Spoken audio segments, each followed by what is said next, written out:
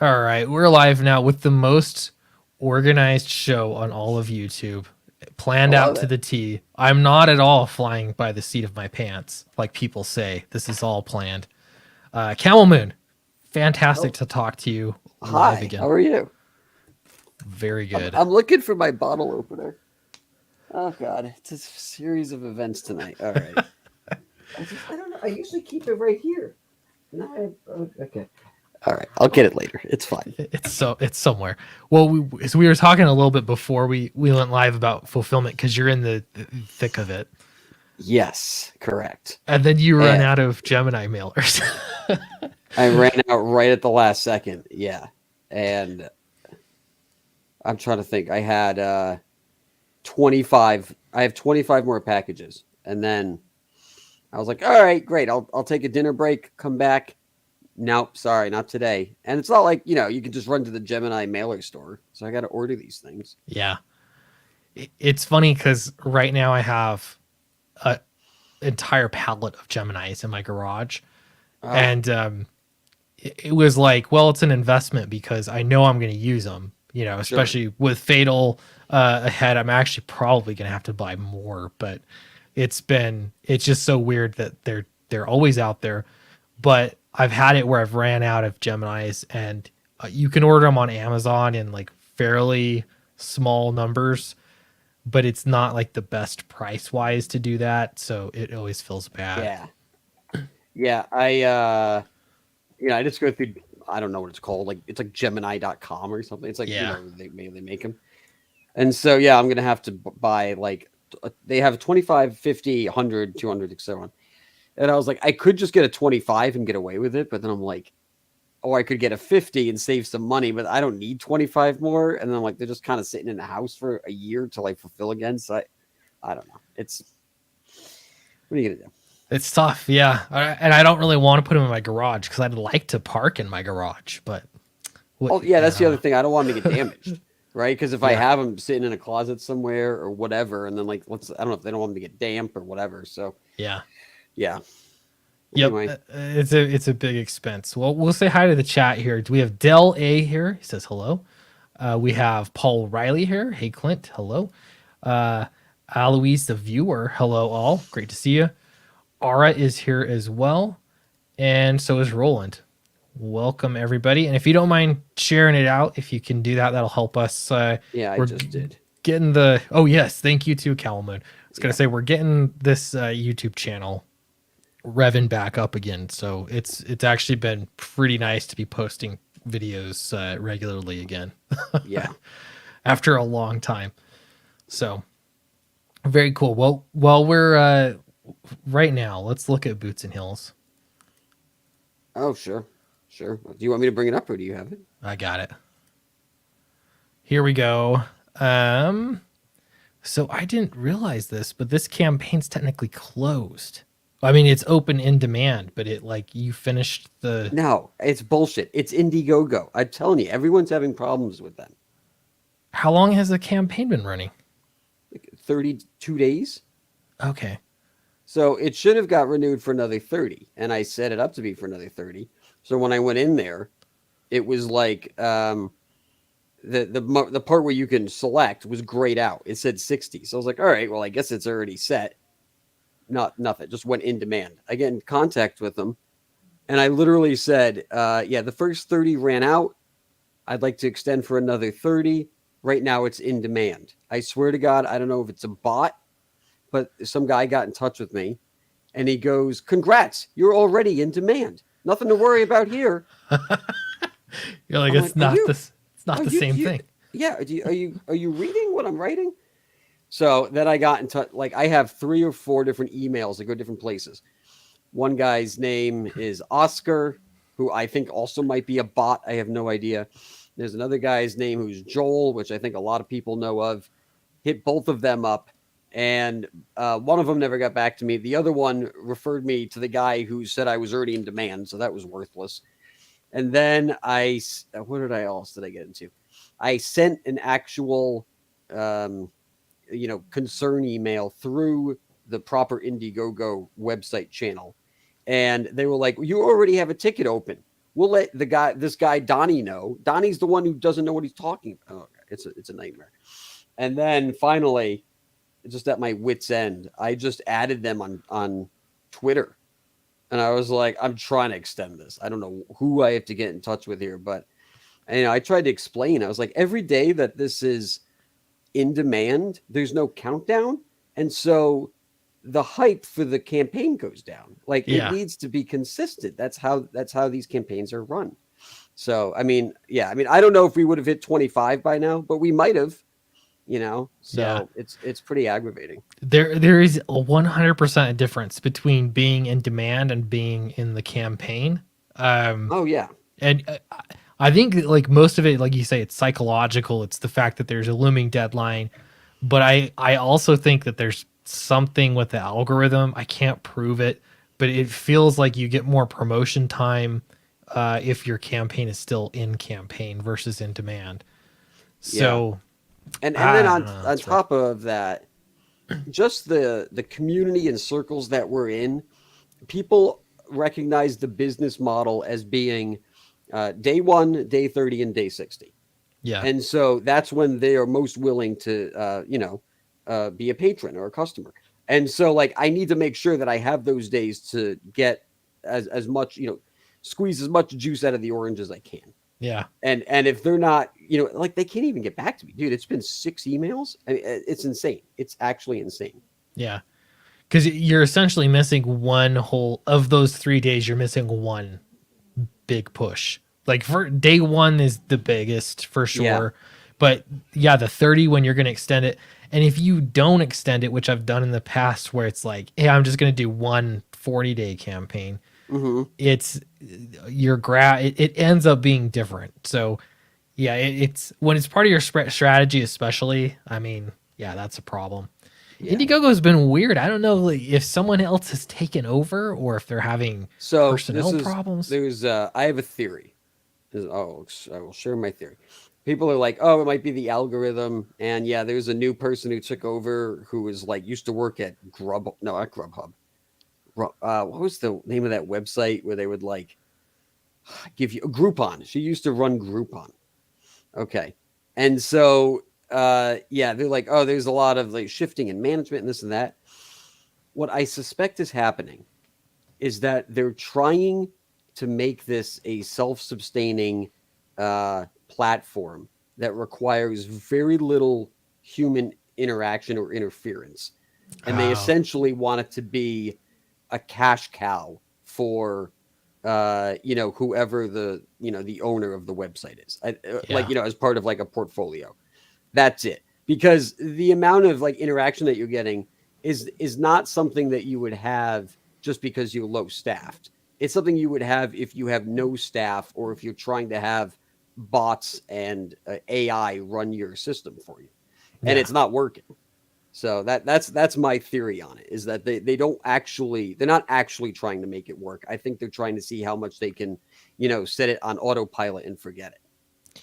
Well, yeah, because it's a lot of the things there's not any explanation, and that's the part that's so strange. Yeah. Um, like I know a lot of people have complained to Indiegogo directly. I've done it in the past. I mean, I'm talking like years ago. I've done it when I've come across issues and I've been able to get in touches with somebody and they fix it. It's not a big deal. But lately, just the frequency of issues is like Oh, something's clearly it's going yeah, on. yeah, yeah. So Um, I hope they get it sorted, but I don't know. so it low key happened last time when I did the Hail Salad campaign. I forgot to renew it. I sent them an email. I was like, "Hey, I forgot to renew this. Can I put it to 30 days, extra 30 days?" They changed it within an hour. Mm, All right, that was 2 years ago. yeah, But now it's been 2.5 days, and I'm getting a runaround and no response. It's insane, and it's aggravating because it's like it's a good platform. It's one of those things where the people who are running it are not the people who built it. The yeah, people who built it are no longer in the room, yeah, because there's no way that the people who built it would be running it like this, because they're running it right into the ground. Yeah, it's completely antithetical to like a business practice that is profitable. yeah. So And this is just in the comics realm of things. And Yeah. I don't think we're hearing about all the tech stuff and the whatever kind of inventions or gadgets that they're running Indiegogo campaigns, but they're surely they've got to be seeing some kind of a pattern here because we are. That's for sure. Yeah, I like Indiegogo. It's proven that it works. That's the thing, is it's like it's not like it's a software update or something like that. Like it's already worked for so long, so well, that it's somewhere along the line just somebody's not doing the human piece. So And you what's know aggravating is that if this was how they launched, and then this was people's first experience, there would be no second experience. So they're running on borrowed time. I mean, they're running on, other, like, years and years of hard work from other people. Because it's yeah. like, again, if these people, there's no way that they would be the ones who built this because they're not even keeping it up properly. Yeah. Here's the forbidden question from Del A. Who's going to be the next one to do a second campaign on Kickstarter? Um, not You me. have thoughts on this, right? Yeah, but we've got a few. No, I mean, this is one of those things, like the value of having a free market economy and there being competition in the crowdfunding or anything else is that when something goes wrong, you can say, fine, I will go over here, but in the internet age now, we're so used to sticking, so many people are upset with Twitter right now. Not me, but there are a lot of people that have traditionally loved Twitter and they're so upset with it. But because it's become part of your identity, you know what I mean? Like then it becomes a bigger hurdle to move on elsewhere. And it is hard. And trust me, I've really loved Indiegogo, so it's tough. But at the end of the day, it's about backers and comics. So with that said, I don't have any immediate plans to do Kickstarter, but I think it's inevitable. Things are changing, not any of our decisions. It's just changing clearly. Um, I actually got a sort of a wellness check from Indiegogo since Dracula was the last thing I supported. Wow, they want to make sure your heart was still beating.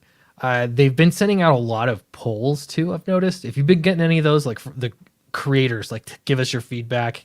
Camel Moon, have you gotten any of those? I just realized I've been talking for like 5 minutes and I was on mute. Oh, you have? I was just Because like talking you right kept over. going, and I was like, and then I thought you would cut me off. And I was like, I guess he has more to say. It's fine. It's fine. It's fine. But no, what I Go ahead. was saying or trying to say, cut myself off, was I've been on Kickstarter, and compared to Indiegogo, there's no competition. Indiegogo is actually better. It's better all around. Yeah. The way it's set up, the way that the tiers are built, the way that you even get you get the backer info. Like it's just better. It's better. But right now, and so what I was going to say was, I think, yeah, if people aren't going to go over to Kickstarter, I mean, you might start seeing that they're just going to start building their own sites.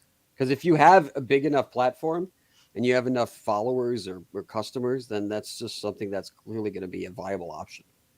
Yeah. Yeah. Again, what's the only good of a platform is is the value added, right? Because you still have Right. to pay them. So if they're not giving you visibility to more people that just happen upon your project, if they're not giving you, even the sense of urgency, like all the sales features you have, I mean, you can still see your numbers of backers. There's social proof, but if there's no sense of urgency, like all that stuff's messed up, then you might as well just be selling it on your website. What's the Yeah. difference? Yeah.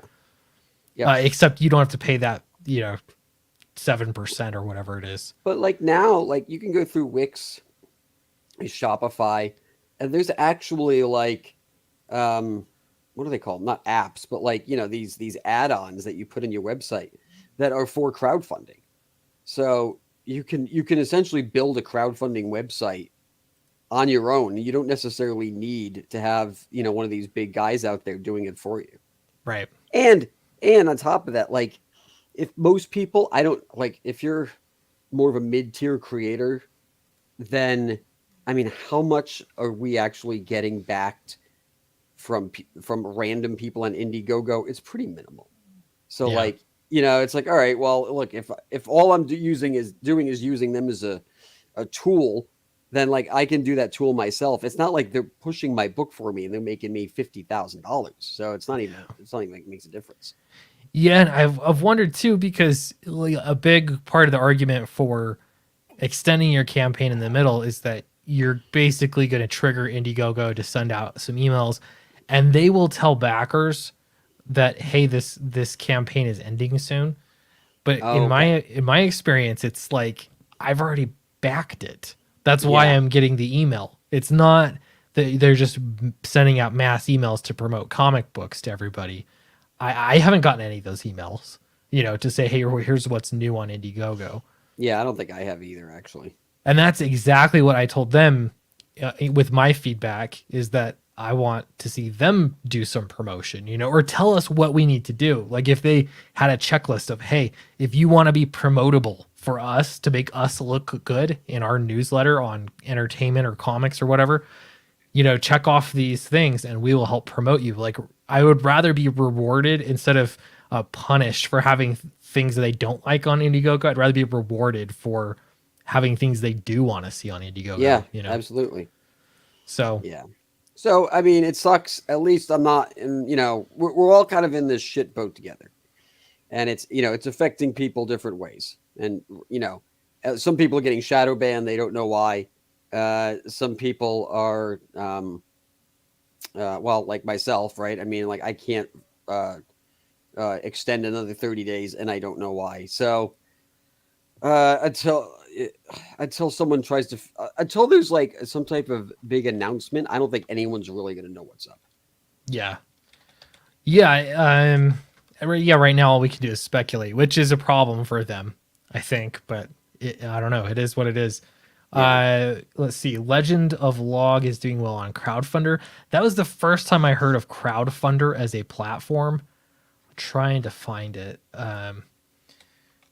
but I'm not even prepared for it whatsoever. But Crowdfunder, here we go. I think this is it. I'm gonna pull this Crowdfund. over. My favorite James Bond movie. Crowdfunder. Crowdfunder, right? 1,300. I mean, it's tough because you don't really know. There's the opportunity cost, right? And this is Yeah. the same question that comes up in the Kickstarter discussion. Any other platform, like, are you doing better there? Are you trying to convince your own audience to try out a brand new platform? That's another hurdle. I don't know. I'm not sure what Legend of the Log would do on Indiegogo or Kickstarter versus crowdfunder, but glad to see that they're funded though. That's awesome. Congratulations to Ski. That's a sweet cover. Yeah, I've never heard of Crowdfunder. Yeah, literally the only project I've ever heard of that's been here. Yeah. Um, Well, the art looks Interesting. good.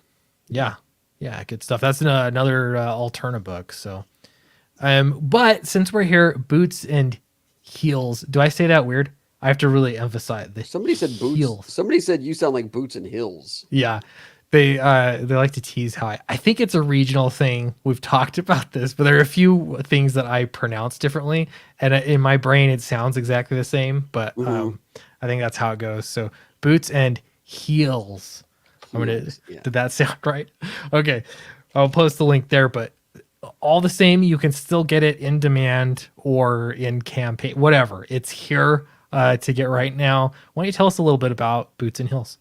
So the story is essentially that in the year 2020, the Earth blows up. It just explodes, and it sends ripples through time to the year 3210, where these two secret agents, Boots and Heels, are notified, and they have to go back in time and stop it.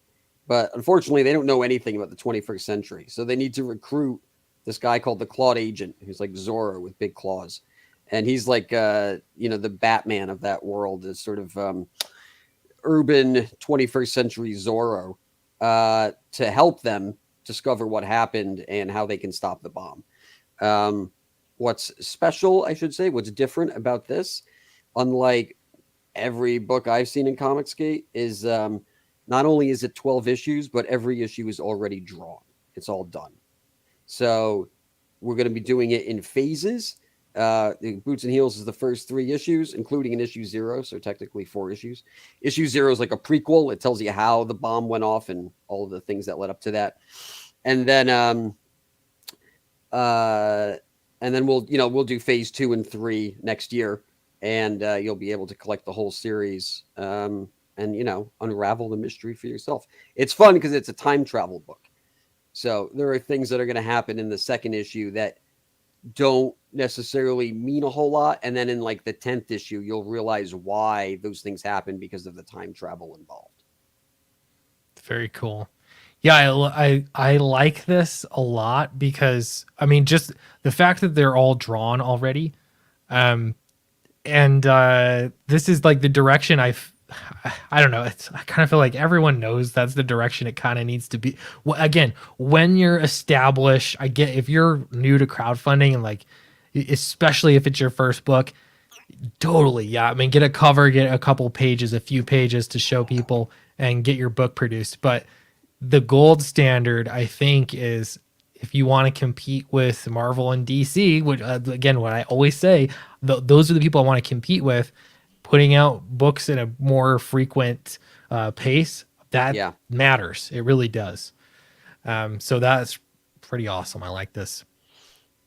Yeah, and it's going pretty well. We have stuff that I haven't seen on a campaign yet. We did, and look, please correct me because I don't know, but I believe it's the first 3D book in Comicscape. Yeah, I've never heard of one. And then, well, so the funny thing is, I think I said that on a stream, and someone said it's the first 3D book in 35 years. I was like, well, that might be true too. So yeah, that's it's not the whole thing. It's just issue 1 because issue 1 I think is the longest, and it's the first issue. So it's also the first issue is sort of like that Wally Wood kind of space fantasy. So the 3D really lends itself to that particular issue the best. Yeah. But we have full color, we have black and white editions because a lot of people were asking for black and white editions. I had sent out, we had done a email gathering in the beginning of the campaign, and if you got the email, then you should have got an email within the last couple of days for a secret perk that gets you both the black and white and the 3D cover, the 3D issue at a discounted cost in a bundle pack. But there's a lot of stuff we do. What do we have here? We have issues 0 through 3 that you can get. We have Camel Knights merch because people like that show. So there's really something for everyone at every price point. I think that's very important. There's a lot of times you see like there's nothing sub $50, and it's like, well, you're ostracizing a certain part of a community because they might not be able to afford whatever it is that you're putting out there. So it's like we're trying to make sure that for every price point, you get the option to back if you're interested. Yeah. Well, yeah, it's really cool. I mean, you're getting 4 issues with it. I did look at that too because I'm like, your average backer numbers really high. Look at that, which is like cool. Yeah. Like you want to see that, but you're also getting 4 books too. So it's a little more expensive than if you bought a volumized edition. But the one way that we offset it is every single issue that I put out, I don't care if it's a $20 book or a $50 book, whatever, it's going to have a hollow foil cover. It's going to be cardstock. On the inside, you're going to have either 70 or 80 pound glossy paper. So like it's, it's a luxury book, and you're going to feel that when you open it up. You're like, oh, wow, this is nice. This is, like those X-Men books that I was getting in the 90s, those are the Age of Apocalypse and that kind of stuff. So it's really primo stuff. Every single issue of Hail Salad was the top high end that you could possibly get without going chromium. And, all I have is just people saying how much they love the book, how amazed they are at the quality of it. And, I had a lot of people tell me like, I got it. I didn't even want to read it. I just put it in a top loader. I'm going to buy a second edition when that comes out and read that one. So that's so funny. Yeah, it's really cool. I like all the merch too, and it's been something I've kind of learned too is people like package deals. Yeah. That was probably another word. Everyone's making fun of high talk. How do you pronounce flag or bag? How I said it, is that weird? I don't know. I didn't It notice that. I just heard hills. he'll, he, it's Clint's weird regional accent. It's noticeable when he says cells instead of cells. Cells. Yeah, I don't know. I hear the difference in my head, but when I say it back, I see what you're saying. Sales. Sales are important. I don't Sales. know. Sales. Yeah. Yeah. Yeah. I don't know. I like it. I was saying like a package deal. People like I did for Dracula. It was like a black box, which was so perfect for it too. Even the inside of the Hmm. box was black, and it came with the T-shirt. That was the first time I've had like add-ons as T-shirts, but it was the first Yeah. time I had the whole package deal is a T-shirt, both covers, trading card set, all that stuff together in one package. And that was definitely the most T-shirts I sold. So Yeah. yeah, We did T-shirts for Hail Salad, and I realized that they were miserable to mail unless the person also bought a lunchbox. So from now on, I was like, all right, if I'm doing T-shirts, it's coming with a lunchbox. That's why I have a way to mail it. Otherwise, it's like I'm trying to fold them into Gemini mailers. I was like, oh, this is a nightmare. So yeah, yeah, I was like, I'm only gonna do T-shirts with the lunchbox this time. But we sold a good amount of lunchboxes. The campaign isn't over, and then obviously we will officially go into in demand. Hopefully, once this thing is fixed, and I'll say this: the lunchbox stuff will come down once the 60 days is up, because that'll be the first stuff that I start delivering, and I want to make sure that there's no requirement on me to finish any comic book to get the Camel Knights merch out. So all I have to do is put the order in, get it shipped to me, and then mail it out to everyone. So hopefully that'll happen, much sooner than later. yeah, yeah. I like that a lot. That's interesting that there are still suppliers that I mean, assuming this is like a metal lunchbox like I had when I was a kid. Is that the Hmm. case? Yeah, That's so yeah, cool. Really cool. Yeah, yeah. So do check it out. Fun campaign. Camel Moon is one of those guys that delivers too. That's always I nice when do. you start off with a good track record. So I'm gonna post that as well. You helped me out a little bit with some coloring too on Fatal.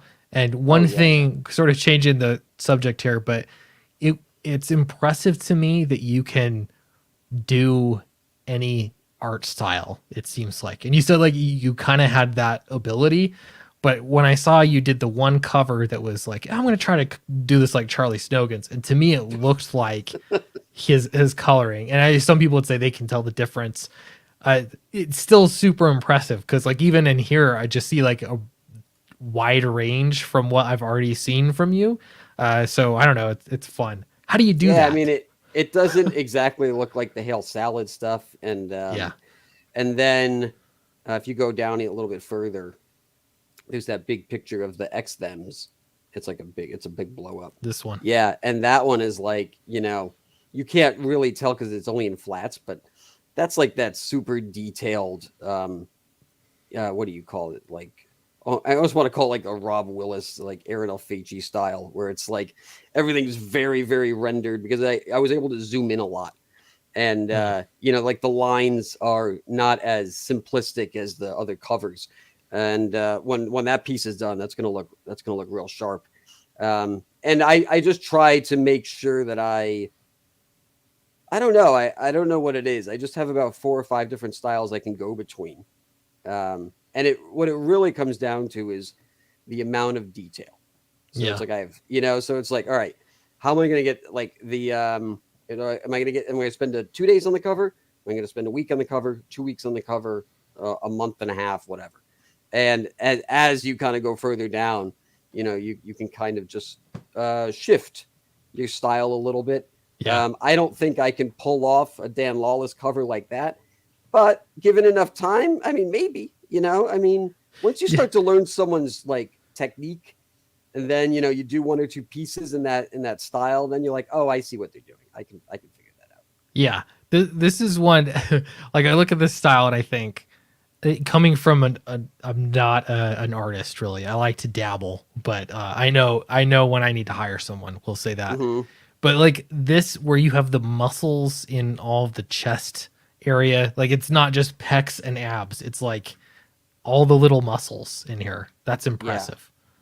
Yeah. So like what I would do is if I was to look at something like this, I would try to identify and say like, all right, well, what's making this art this art?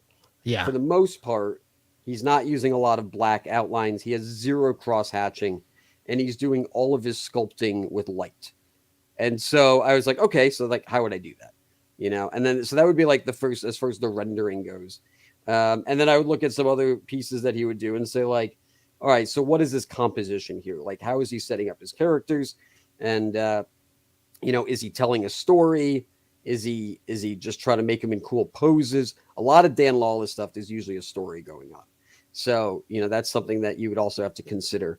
And like when I was looking at Charlie Snowden stuff, I was like, all right, so it's like it's a slapdash fun style. It's not ultra cartoony. It takes itself seriously, and although it looks sort of haphazard, there's a lot of method to the madness in his line work. yeah. And so once you get that and you're like, okay, I can figure like this is how he's doing that. I can draw it like this. And then eventually again, you do it a couple times, you can figure it out.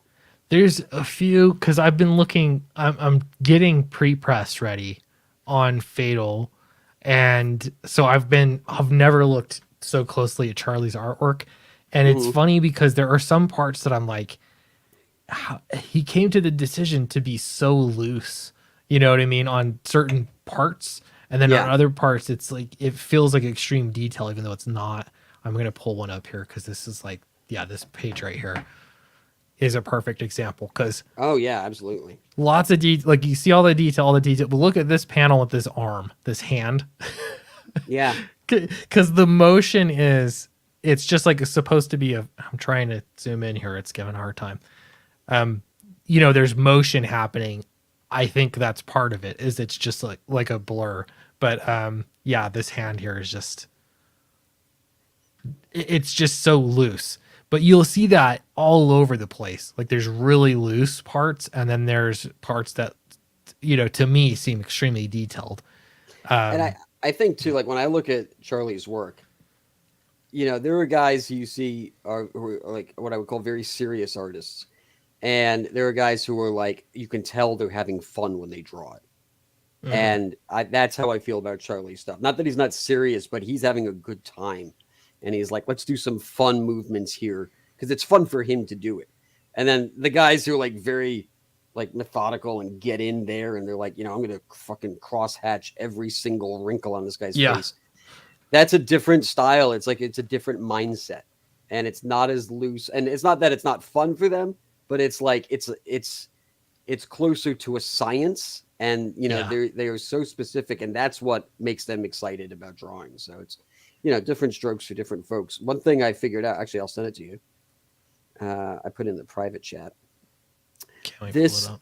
this is what we're going to be releasing as because right now we're offering issues 0 through 3, so that's 4 issues, and we're going to be offering this as a quadriptych um, uh, cover of all 4 issues that'll connect together. So And you could lay all four out, and you'd get the yeah, full image. I've and you'll always get this wanted to full. do that. That's so cool. And this isn't just any cover. This is an homage to the Jim Lee X-Men. So that guy over there on the right is the Magneto shot, and that's all Yeah, the X-Men coming up on the side of him. And so it's like, I studied that a lot. I was like, all right, how does Jim Lee do his pulls? How does he do his rendering and his cross hatching? And even his anatomy is slightly different. I mean, like there's a reason that Marvel's house style was Jim Lee's for 10, 15 years. yeah, So yeah, and it's good. Like they always say, like, especially in art school, like, learn what the masters did. Draw and like Toulouse or who else would you have? You'd have like, just Monet or Manet or Van Gogh or whoever. Like learn to paint how they did, and then you'll start to realize what they're doing. You'll understand the concept and the production behind it a little bit more. And so it's, it is fun to almost do these exercises because it's like, am I a shoe in to be a Jim Lee ringer? No, but I'm learning what he's doing, and it's really, I think, making me a better artist because it's like Yeah. now it's another pool of tricks that I can use myself. See, I have had someday I'd love to just draw my own book for a lot of reasons, and I've been drawing more and more, and so it's been kind of fun to progress. I'm not there yet, Yeah. but some like advice, like a lot of advice. I mean, I know we have a ton of artists that watch these streams and videos and stuff because I get advice from just people in the chat. And sometimes they'll send me stuff that they do. You know what I mean? It's like Yeah. really some really good artists out there. And one guy, I want to say it was Jason Black, if you remember his name in chat. It's been a little while since I've seen him, but he told me first off, draw from life. Like if you're practicing just drawing, like look at people, draw people, Hmm. and then two, he said, look at artists and practice imitating their style. So it's like a study on a particular artist style. Then you'll understand it more. Then do a different artist, then do a different artist. And that was really interesting. Just like you say, because you can kind of take it apart, see what you can get from it. Hmm. And I don't know. Yeah. Learn some good stuff. You So hopefully learn something. Yeah. yeah, hopefully. Some days I'm like, I don't know if I'm Yeah. learning anything. But like so the interiors are nothing like the cover, right? I mean, Yeah. I try to go for like a classic Copper Age style, Yeah. and the color palette sort of matches. I mean, they didn't have a lot of these colors back then, but it's still a limited palette, and it's like, all right, so you kind of get the idea of the concept of what it's trying to be. Yeah.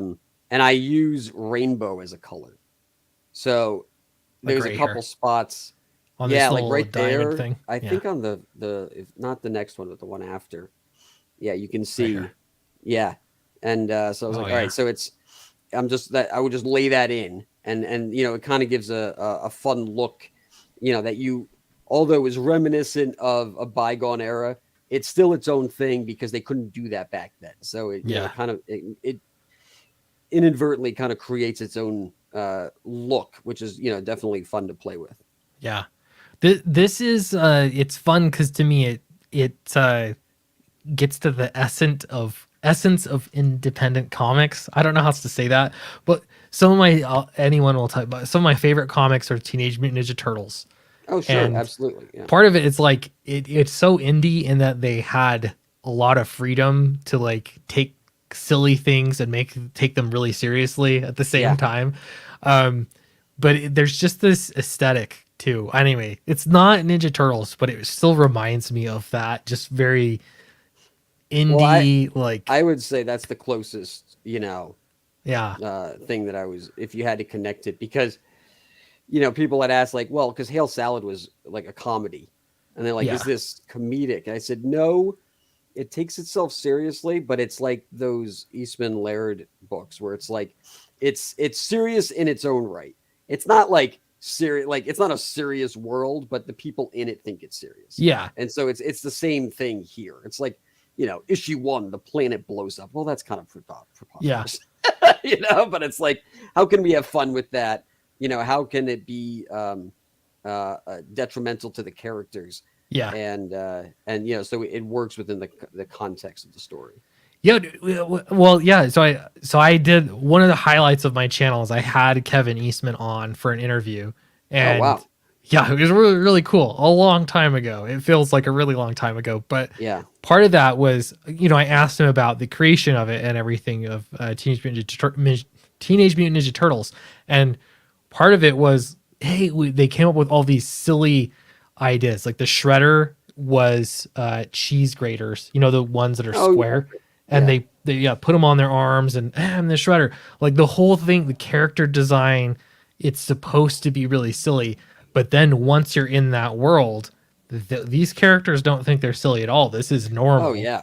So we're going to take it seriously, and I think that is exactly what I like the best about comics is when they take it seriously. That's I so yeah, I really like that angle. Cool Yeah. cool character designs, but taking it seriously. I like it. And that's not the hardest thing to do. It's just, it's if you treat your property with respect and you don't have goofball, oddball shit happening, then it's, I made an indie movie once, and there was a scene. It was supposed to be a serious scene, and we needed a guy to get into a restaurant, and his name wasn't on a list. And I happened to have a $1 million bill in my pocket. And it was a joke. It was a fake bill, obviously. Yeah. And I don't even know how I got it. And I was like, okay, well, how about this? What if he slips him this $1 million bill and like to the bouncer? And the bouncer's like, oh, okay, you can get in. And my friend was like, that is the cheesiest thing I've ever heard. Like, you realize that kills the whole movie. Yeah. I was like, yeah, I guess that's true, because it doesn't even make sense. I was like, all right, well, you come up with an idea. But it was a good point. It was just like, like, if you're going to have a tone, make the tone consistent. You can't just like, you can't throw like gummy bears into potato soup. I mean, it's disgusting, Right. If you're going to have just have gummy bears, or, like or pudding. Potato soup. Yeah. Whatever it is. It's funny. I had there's a project I was working on for work, and they wanted me to come up with just like this really quick, simple logo for this business accelerator program. And, he's like, I want it to have something to do with a compass or a map or something, So I just put a compass on it, and the term was map, and it's, stood for something, marketing acceleration program. But he's like, well, it has map. Can you use like a piratey font? I'm like, I could use a piratey font, but you know what though?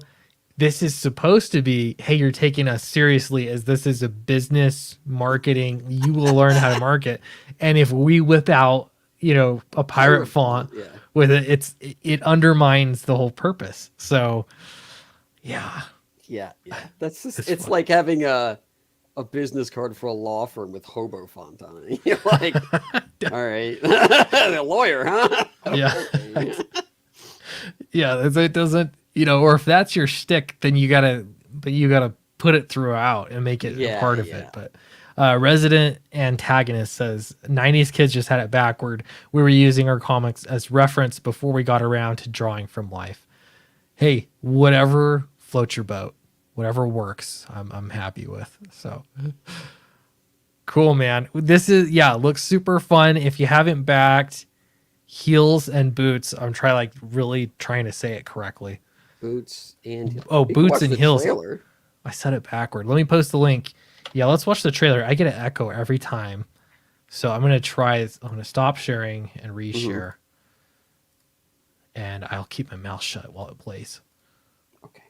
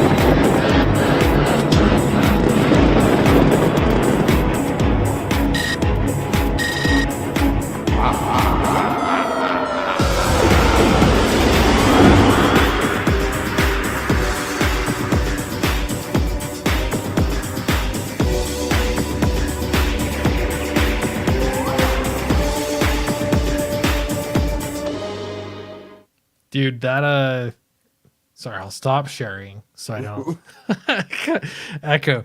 That that is like legit animation. That's Yeah, impressive. it's like a real cartoon. I don't even know.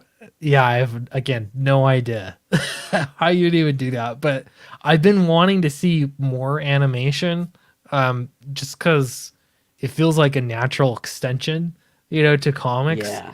But it's such a hurdle. I totally get that. But I'm super impressed. I don't know how long that was. How long did that take you to make though? Oh no, so Pedro Eng drew it. He did the animation Oh, proper. I okay, did the storyboards and I did the editing, okay, music and sound effects, that stuff. So yeah, it was a good marriage because I come from a film background. He comes from an animation background, and I think there's a lot of variation in shots that make it feel like a real product. That's not a typical Comicsgate comic trailer because there's a lot of those out there, and so I think it really kind of brings it to the next level. On top of being a great demo reel for a Netflix pitch, yeah, so like there's a lot of uses for something like that. Um, and I don't think it's boring. I mean, like you can watch the thing 10 times and you're like, oh, there's this part, there's that part.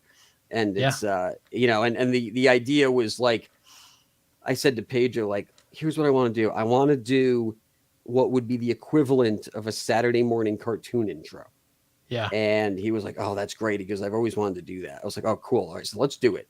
So, we watched a bunch of 80s cartoon intros and, I had ideas in my head. And then, I'd say, like, let's do this. And then he'd say, like, well, in animation, we do it like that. And I said, oh, well, that's cool. Like, I liked that he was able to bring that to it because there are certain things I just didn't know. And I was like, oh, you wouldn't edit it like this. You wouldn't edit it like that because that's how we would do it in film. He's like, no, it's different animation. So it's, yeah, it came out really cool. And I couldn't be happier with it. I don't, there isn't one shot, one piece of animation, one effect, one color I would change. So that's yeah, really cool. It really makes me want to get one done like that. I maybe I'll have to talk to Pedro or something yeah, yeah. and see It should about it should doing something like that. hopefully make people want to buy the comic. That That's really no, the totally, and that's me coming from the I make comics and crowdfund perspective, but it is really cool because you get. I mean, you only have such a short time to sell somebody on a comic book. yeah. Yeah, you can scroll down and see what's on it, but the fact that we're doing live streams too, that makes the trailer so useful. And I definitely get Oh a better yeah. response. I've had trailers I put a lot of effort into, nothing like this, but a lot of effort versus like very little effort or no trailer.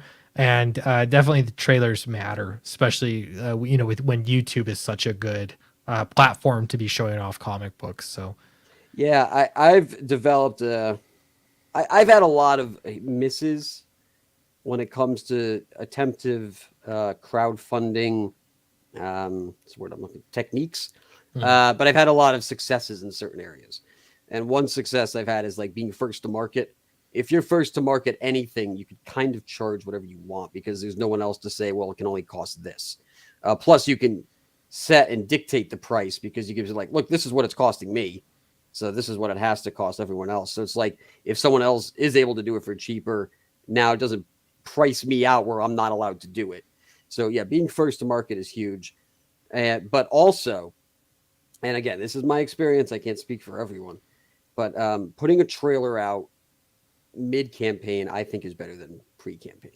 really, I And yeah. yeah, go ahead. I was gonna say I think that it makes sense on the level that when you launch a campaign, it's everything's new on the campaign, Right. and so there's And you hype. already have all of the hype you could possibly need. Yeah, So people are excited. The trailer's bonus. But, and I did this with Hail Salad. I waited 30 days, put the trailer out on the second half. And then people like, oh, now the trailer's here. Like shit, we've already made 25K. Now the trailer's here. The same exact thing yeah, happened with Hail Salad. So I think that's has the potential to do better because, yeah, it draws interest again, whereas, it might have been getting a little bit stale. And it's better than just adding new tiers and being like, oh, look, new stuff. And it's like, well, yeah, anybody can add new stuff. But like if you add more content, then that's really what people are interested or could be interested in. Absolutely. Man, well, it looks really good. I want to back this. I don't want to do it. I've got to unshare my screen to back it, but it looks really fun. Yeah, so I'm excited for you. Congratulations. This is Oh, a thank you, sir. good looking book. So you're shipping. Okay, so timeline. I want to ask about this too because you have right now you're shipping Hell Salad. Is that what you're shipping? Yeah, they're about 80% done. I Okay. got another 60 orders, 60, I think 60, packaged tonight. They're going to go out tomorrow morning. And then again, we ran out of Geminis. I have 30 left, 25, and then 5 big boxes to ship. So those will go out next week once I get the rest of the Geminis in. So it's real close, really, really close. I wish it was out sooner, but I'm running a campaign and doing all the fulfillment, so it takes a minute. Totally. Yeah, I get that for sure. Well, really cool, and the book's already finished, and you have it colored, the whole thing colored too. No, the first 2 issues are colored, but I'm gonna have to color the second 2 issues. But again, because it's a limited palette, it doesn't take that long. I could probably do a whole issue in a week and a half, 2 weeks. So Wow. Yeah, really cool. And I actually really like the simplicity of the coloring. And too, I keep thinking I want to do. I mean, not everyone likes black and white. I totally get that. But there's something about having like in comics. Comics are kind of defined by their limitations, and yeah. one of those being in the colors. There's something just that I love about that. It's really fun. So And we put at the bottom of that campaign page, there's a bunch of the black and whites. We use a lot of gray tone, a lot of zipatone, and a lot of airbrush highlights. So it's not a typical black and white. It's like I wanted to sort of modernize the look, and so we offer that. You can get the black and white volume edition. It's issues 0 through 3. It's all in one trade paperback, and it's a pretty good price. It's $40, and it comes with a shield sticker that's also mirrored. So not too bad, not too shabby. good stuff. Well, I just backed it. I might come back Oh, you did? again. Oh, thank you. It hasn't registered yet, Very but nice. yeah, looks really good. I'm excited to see what you do. I'm a fan of your art, Oh, uh, thanks. and yeah, I And look forward to it. Even I'm a fan of your crowdfunding too. I'll say oh, that. thank you. Yeah, it's its own skill for sure. I've learned. Also, if anyone is interested, there's a Hail Salad second chance on the add-on tiers on the back end. So if a lot of people asked for it, they're like, I didn't get to get Hail Salad the first time around. So no matter what tier you buy, if there's a option on checkout to get Hail Salad. It's a second print, but it's a recolored version of the one of the covers, so it actually looks pretty sweet. Nice, good stuff. I just realized too. You sent me this second Oh link. yeah, Sorry. yeah. We're doing art contest. 1,500 smackaroonies to the best entry. And not only do you win $1,500, but you win the cover for the next volumized edition that we put out. I don't know if it'll be this campaign or Second Chance next campaign, but it'll come out. And if you submit and you have really great art, but you didn't quite win, we're going to do 20 of the best picks are going to be pinups in the back of the book. Oh, that's awesome. That Yeah. this is a good opportunity to like if you're an artist and you can't you want to get published once. These are such good opportunities when I see these come up. But you could get paid $1,500. This is the most I've seen for a fan art contest or like any kind of art contest attached with a comic book. That's a pretty rad deal. But you It's also not, yeah. getting into a book, getting your stuff published is also really awesome. So That's good the thing opportunity. too, is like, again, aim for the 1,500, but if you just get in the book, hey man, you're in the book. Yeah, It's like, however many people end up buying it, you're going to be in however many versions that we put out where we have that pinup gallery in the back. So it's good too. I mean, you use the hashtag, people see like, oh, you're part of this campaign. It's what they call exposure bucks, but it could be worse. You could be paying me to be in the so I mean, it used to be you're gonna find someone on DeviantArt. Maybe you're gonna I know. find a job and you'll get paid in clout Yeah. to to do an entire comic book. You know what I mean? Oh yeah, yeah. And Uh, I've been approached multiple times by people who were like, "Hey, we're running an art contest. We're running a film contest, whatever.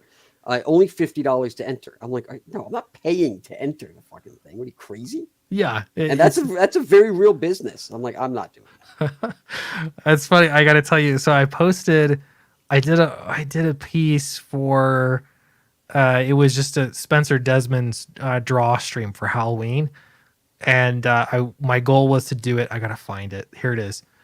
So I did this, and somebody contacted me and said, "Hey, I was wondering if you would draw a book for me. I'm a writer."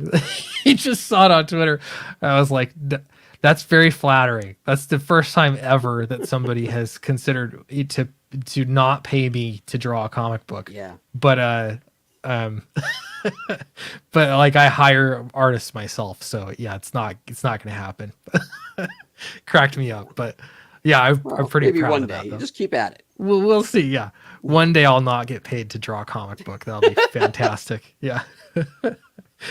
Thanks, Roland. That's why I did it, is so I could get some praise there. Thanks. That's really what it's about. Who wants to see? Yeah. All right. So come check out. There you go. My Hey, look at that. Yeah, so Again, we're I real said close to 25K.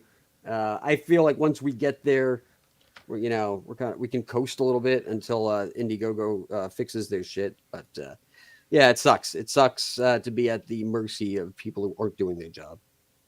yeah. I and all you can do is make the best out of it. Yeah. It sucks though. Yeah, I totally get that. But yeah, one way you can help is at the end of the day, here's the comic book, and 4 issues. They're complete. Other than obviously finishing up the colors and getting it out the door, but this is a pretty great way to get 4 issues. If you're into the binge reading, especially, that makes it fun. So, and then how long you were saying? So total, do you already have this planned out? How many total issues you're gonna be putting out? I mean, they're already drawn. The whole series is drawn and written. I already know how it's going to end. It's already ended. Let's put it Yeah. that way. It's already done. So, but yeah, I think that's a worry sometimes. Like every now and then, this is not exclusive to CG, but just crowdfunding in general, where it's like, these sort of go nowhere number ones, and it's Yeah. like, oh, are you going to do a number two? And it's like, well, I think so. It's like I have 25 issues planned. I'm like, all right, let's relax. Right. Yeah. I was like, are you 25 doing- might not happen. Yeah, are you going to do that many crowdfunds? Probably not. So that's why I wanted to make sure that I gave out a good amount of issues per phase, because you have to make sure that I couldn't do all 12 issues in one because I would make no money.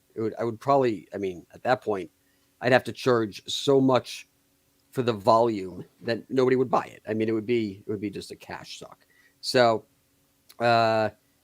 yeah, but yeah, everything is already written, so there's not going to be any like, oh, that was a weird direction. He didn't know what he was doing. I've been writing this since 1996, so it's very well thought out. Wow.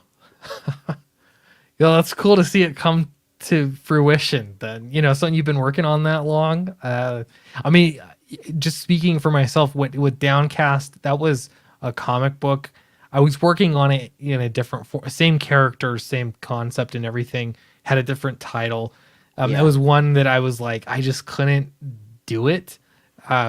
Because art is expensive, Yeah. and I had character designs, and I was working through a lot of stuff, and then now to finally see like, hey, I'm like making this thing, it's super rewarding. So Yeah. that's cool. Yeah, it's nice to see it happen. And for me, I mean, I remember. Actually, I want to correct this. I've been writing it since '96. I haven't been drawing it since '96. I don't want people to think that there's 25-year-old art in here. But I remember as a kid, I used to do storyboards for the intro to what I would imagine the Saturday morning Boots and Heels cartoon would be.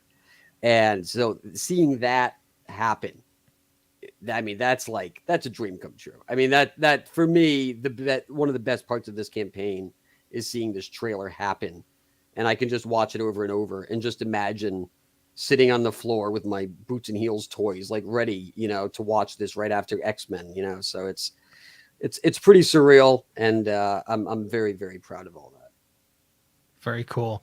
Well, I'm excited to get my copy. Well, I got this is what I got. I got this one right here, the Oh, 3D okay, cool, glasses one. great. I'm gonna come back and get the other ones too, but I knew like I gotta have this because I don't know if Yeah, I'll ever see this again, or how long it'll be another 35 years I know, right? And before I'll see it. what we're doing with that too.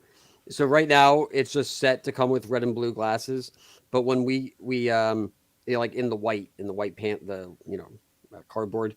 But when we hit 30K, those are going to go custom. So it'll say boots and heels on the side, and it'll have a logo and that kind of stuff. So it'll be unique to the comic book itself. It'll be a nice little kit. Nice, very cool. Well, looking forward to it. Appreciate you coming on the stream tonight. Hey, thanks for Um, having me. yeah, no, anytime. And yeah, I'm really excited to see where this is going to go. I got to watch the trailer again too. I can tell you that now. Like as soon as we're done talking, I'm going to Oh watch yeah, the yeah, trailer it's awesome. again. So yeah, it's super fun to watch. If you haven't backed it yet, check it out. The links both in the description in this stream in the video. It's also in the chat several times. Back it, support independent comics, and you'll be rewarded with independent comics. Simple as that. So thanks so much, and I'll see you tomorrow in the next video. Bye, everyone. So,